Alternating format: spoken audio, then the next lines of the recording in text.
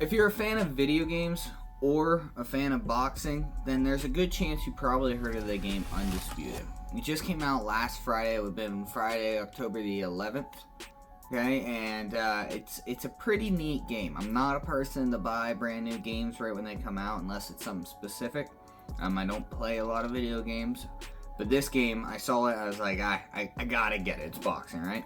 This game surprised me in a lot of ways. There's a lot of mechanics and there's a lot of movement, and you can slip and you can feint and you can change levels, and all that stuff's really cool that it allows you to do.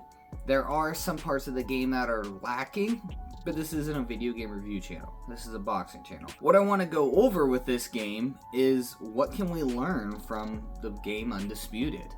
You know, there was so many things that surprised me that it makes you think about in the game that most games, they don't do these specific things. Most of them, there's in-game adjustments or there's some sort of help from the game, and you end up not being able to use actual fight strategy on the game. You know, you gotta do something that would never work, or you have to change up your tactics to be able to win the game, and that's fair. You know, these games are made for everybody to play. They're not made for you to study to win and spend hours upon hours of training on. Why don't we spend our hours of training in the gym?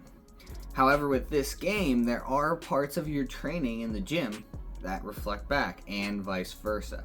So the first one I want to hit here is your range and distance control. If you throw a jab from too close, you'll smother it. If you throw it from too far away, you won't hit your opponent. That's the same with all your punches, right? There's variations to our hooks, and there's variations to our uppercuts, and so on and so forth to adjust for different ranges, but ultimately you need to be within a certain range to get the most out of that punch, right? It's the same with the game. You can smother your jab. You're too close and you're just button mashing, it won't work for you. It just won't be effective. You'll be wasting your stamina, and it's honestly best to learn from your visual cues on the game. Okay, this is the right range that I can hit and get the most out of those punches.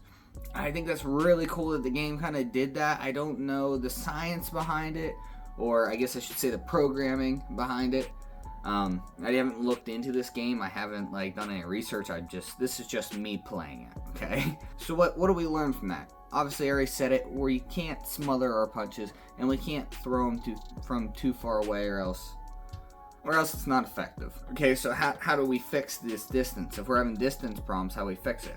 And that's bag rounds, right? That's sparring rounds. That's from drilling over and over and over again. That's the only way that you're going to start to learn this distance and get comfortable with doing it over and over and over again, to the point where you can be at any distance and your brain's already calculated, okay, this is what I can do, and I need to move from here to here to be able to do this that I want to do, or whatever it is that you want to do. I hope you guys are getting the point here. So my number 2 thing that I thought was very cool with the game is the power control. So there's a certain button you can push on. I play PlayStation, so it's R1 for me, and you can really sit into your shot. And it's kind of cool. It does take a lot of stamina from you, and it does take a lot of your energy per se throughout the round, your endurance. There's stamina and then there's endurance, and it gets a little wicked, so stick with me here.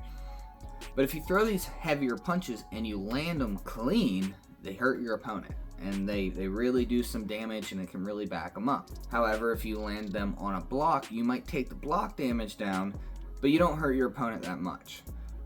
Why is this so cool to me? This is cool to me because if you just always swinging for the fences, you're just putting everything you got, you're going to run out of energy. And then in between rounds, you're not going to be able to recover as much to come back and be able to stay at that level, at that intensity. Maybe you guys heard of the 30-30-30 drill. It's very common that we run it at our gym. I've seen other people running this little drill. We do 30 seconds technique, 30 seconds as fast as you can speed, and then 30 seconds power shots, right? You're really ripping into the bag.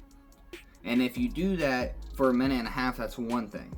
If you do that for 3 minutes straight, it's another tempo, it's another speed, because you have to adjust to how long you'll be in there. And the game does that very well at showing that, you know. And if you played UFC games, then you're kind of familiar with it. But seeing it done at such a thought out level, I guess I should say, like how they did it in the game was pretty cool.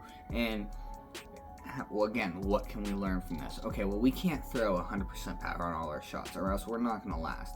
And if we start to push ourselves to exhaustion, then we're going to fall into that lizard brain, and in turn, we're not going to be making the right decisions, right? We're going to be tired, we're going to be exhausted, and we're going to turn into survival versus winning. Point number 3 on this list is always having a defense. In the game, again, it's R2 to pull up into a high guard. You can switch between high guard and a low guard, and you will need to if you're fighting somebody that's not just smashing the hook button, right? They're going to be switching up from downstairs and upstairs and trying to land certain shots. And if you're not blocking or actively slipping using your head movement, you're going to get caught and it will hurt you. You know, this isn't one of those games where you get punched in the face and you lose, 1% of your 300 points of health. This is if you get caught with a bad shot at the wrong moment, then you can really land in some trouble. So you always need to be defending, or every time you throw something, you need to be expecting something to come back. It's kind of cool in the game, there's a commentator, and the commentators get very annoying because they repeat the same stuff, and this is part of the game that they could have improved on a little bit. But they always say, okay, with this fighter, because each fighter that you face is a little bit different, they're saying that every time they get hit with something, there's a receipt coming back. So every time that I'm throwing that 1-2, they're coming back at me with a 1-2 or a 1-3 or whatever. It doesn't matter. The point is that they're always coming back. And just like when we're in the ring, we can't throw a punch, land it, admire our work, and stay there. We need to be right back on our defense, right back to checking our timing, backing out, getting away from our opponent, making space, or coming in if that's what we need to do. We need to charge in hard and kind of back them up a little bit. Point being, there's always defense. Defense is always number 1 here. We can't just be 100% offense. We can't be like, well, the faster I knock them out, the faster the fight's over. No, you gotta take your time. You need to be careful, because if not, you're gonna get caught with a shot that's gonna sit you down. One little bonus thing I want to put on here is the energy conservation and how body shots affect you in the game. If you're only blocking up top and never blocking your body, and you keep taking shots down there, you're gonna affect your stamina and your endurance through the fight. So you're not going to recover so well in between rounds, and you're not going to be able to perform at the peak level that you're performing at the beginning of the fight. So that's why it's important to block upstairs and downstairs. Obviously, if you don't block your head or block any of the incoming attacks, then you're going to get knocked out. But these are the things that the game does that allows you to implement a little bit of those tactics from the sweet science. Allows you to pull a little bit of boxing and actually put it into play, versus like the phone games where whoever taps faster, whoever gets more punches out is the winner, and defense doesn't really matter. Defense matters in this game. Your energy and your stamina matters in this game. Your distance matters in the game. You have to move. You can't just engage in the 50-50 all the time, or a lot of things are going to get blocked. I could go on about a lot of the things the game does pretty well, and there's some things that are mediocre, and there's some things that are just bad. But again, like I said at the beginning of this video, this is not a video game review channel. So that's my couple things about the Undisputed game that I thought was really cool, and those are the things that we can learn from the game. And if you're already involved in boxing, then you probably already know these things, but it's cool to see these tactics get pulled into a mainstream video game. Especially when we haven't had a boxing video game since the PS3. It was like Fight Night something, I don't know, and then they just disappeared.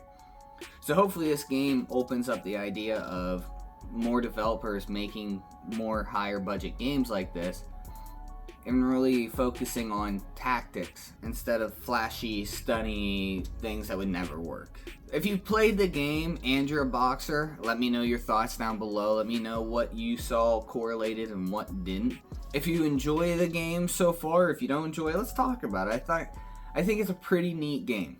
I'm pretty happy with it. Now, the $80 price tag on it, I'm not thrilled about. I'd rather spend that on my boxing journey, maybe gear or lessons or something that'll make me a little bit better.